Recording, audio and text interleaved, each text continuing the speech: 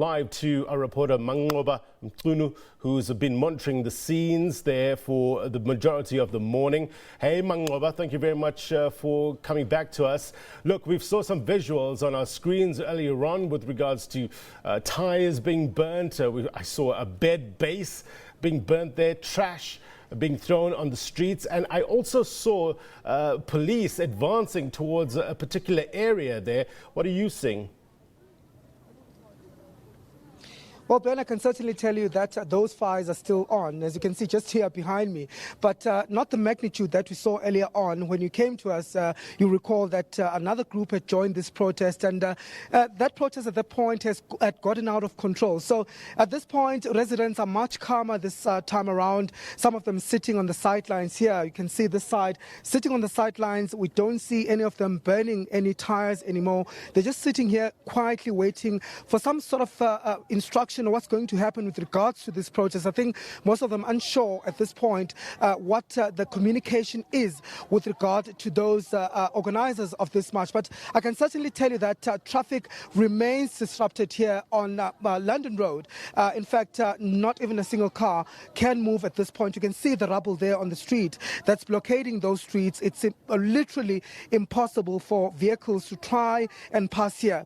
Some residents moving around, of course, we've seen some of them going to work, and but some of them attempting to reach those taxis that we know that are stationed on the outskirts of the township. But of course, even small kids, as you can see, young children on the streets, no schooling here today this point. But what we do understand as well is that a large group of some of the protesters that were here earlier on have joined that particular group that was marching earlier on. So what we do understand is that they are now marching around the township, and they are singing struggle songs as you've heard them before, of course, moving to different points and to ensure that the impact of this particular protest is being felt, and that really the impact of this protest is also being felt by officials who they want to come and address them. So, but I think the better sense that we'll get is from the residents themselves. Let me walk this way now and just speak to some of these residents on what really are their issues regarding this total shutdown here. Baba,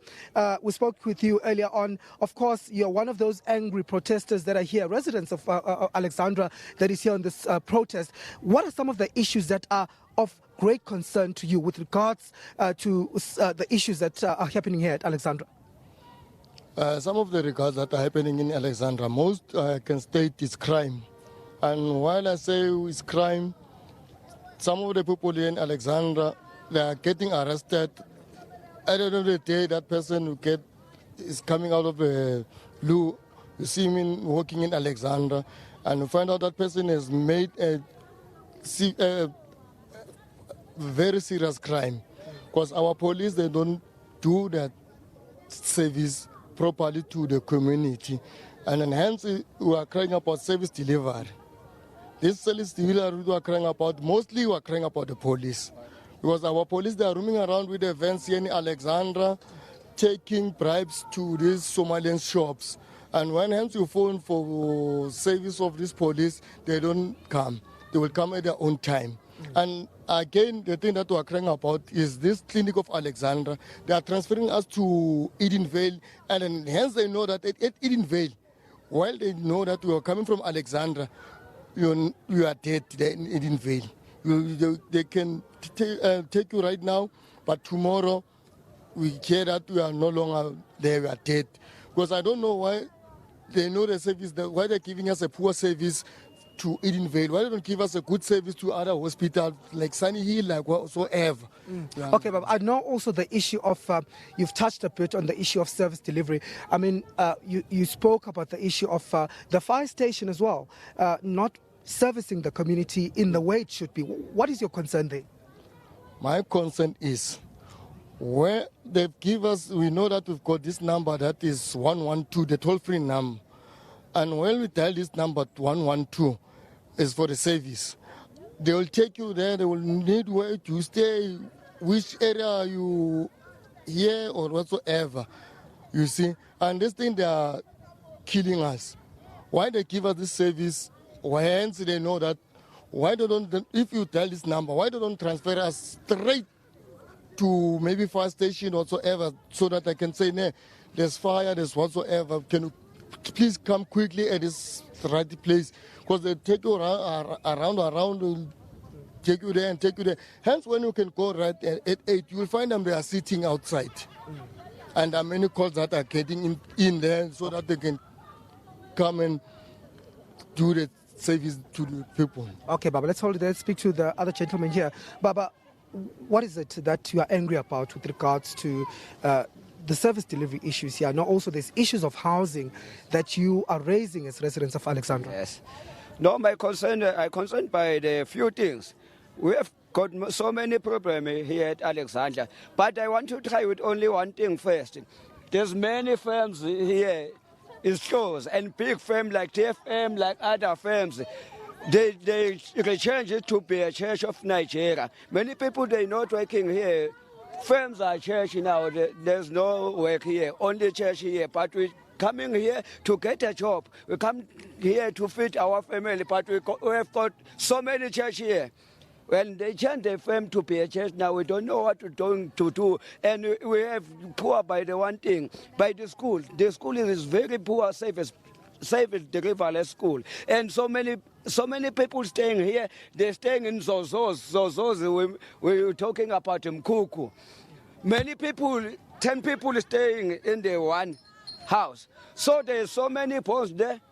Tutumane, Stwecha, staying people coming from other countries where when you're going to write a new house, they say, no, you have got a house at Tutumane. But when you go there, you find other people coming from other countries. And I want to talk about that thing, and I'm finished. So what is it that you are hoping now that you've come out on the streets? What is it that you want? No, I just want President Ramaphosa with his committee to come here and solve that problems in Alexandra. We want to talk with government. We're not fighting with each other. No, we want to solve that situation at Alexandra. We're not Alexandra. We need service delivery. Not poor. We need strong service deliverers, not tender that we see and at the street. They're just making pavement, two months, another pavement. But why they don't give us a job? And even the so money, no, we don't need the many so money here. We need our people to stay here and to run our shop here. Okay. Yeah. So you're saying, I get the point that you're saying, Uti Baba, not Uti, you're against foreign nationals, yes, but you want to live and work with foreign nationals in this community. So this is not at all some sort of a xenophobic attack, but simply just getting on the streets and airing your views and your dissatisfaction with service delivery. Yes, as I say, in Zulu, ufuna ukusebenza nabo laba bantu bavele nathi siyolamba sambele ngakubo, but nida idelivery yethu ukuthi ibe right, indawo yethu ibe right. Sisebenza ngokubambisana, even namaphoyisa sebenza ngokubambisana noba nabo abafowethu asithi silwa nabo, asizi futhi abashaywe, kodwa nje sifuna ukuthi sibambisane, sisebenze kahle. Babakhona nabakithi la eSouth Africa bangaphandle, so nabo abafowethu siyabathanda, but igovernment cela isilungisele nje le ndawo yethu ukuthi ibe right. Lokho nje sikhala ngakho, asilwi namuntu ubana kuyangami ngabe avalile namashop obasilwe, silwa negovernment ezizinto ezirong ezenzeka kule area yethu. Okay, sibonga kakhulu ke kwena baba. Of course, there's one of the residents here explaining that this at all does not have any bearing or is not about the foreign nationals that are here in the community, but they're simply saying that this is a protest over service delivery and housing issues here in this community. And of course, they're saying that even though some of these shops have been closed, foreign-owned shops, that is, they're saying that they should open. They have no problem with them. They simply just want their service delivery issues addressed. Of course, the situation calmer now compared to the previous scenes that we saw earlier on played, but police, of course, still maintaining a strong presence here. They're still trying to keep calm here at this area at this particular point, but I can certainly tell you that the situation has quietened down, and the situation at this point, the feeling that we're getting is that things are beginning to sort of come to order at this point. So not only service delivery issues there are other issues at play with regards to this protest. The person that you just spoke to calling on President Cyril Ramaphosa to come down and assess, I guess, basically the situation. But have you heard any response from the mayor's office with regards to this protest? Well, Blaine, at this point, we haven't been able to reach the mayor's office or speak to any official from the mayor's office. But what we do understand is that organizers are saying that they are waiting for the mayor to arrive. So that's only the word that we still have at this point. We're not sure whether the mayor's office is going to respond or whether they're going to come to address these residents.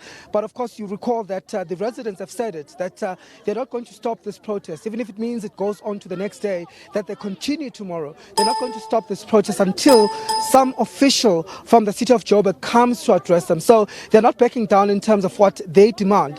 They're simply saying that they want the mayor himself to come and address them. Some of them saying that, in fact, if he can't do that, he should simply step down, because they're saying that that shows disrespect for their demands, and that really the city of Joburg simply does not care for them.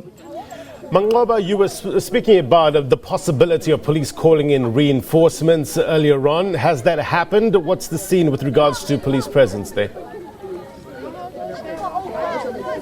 Well, Blaine, at this point, I can tell you that we still see a very few police cars here. I think it's just those three that we saw earlier on. There hasn't been more reinforcements that have been brought here at this stage. But I think this is largely due to the fact that maybe the situation has quietened down here. And so police have kind of also relaxed, seeing that the situation is now calmer. So at this point, I'm not sure about the other areas inside the township, but I do know that in all the areas that have been affected, in all the streets that have been shut down, there is some sort of police presence that is here monitoring the situation and ensuring that people are able to move safely on the streets.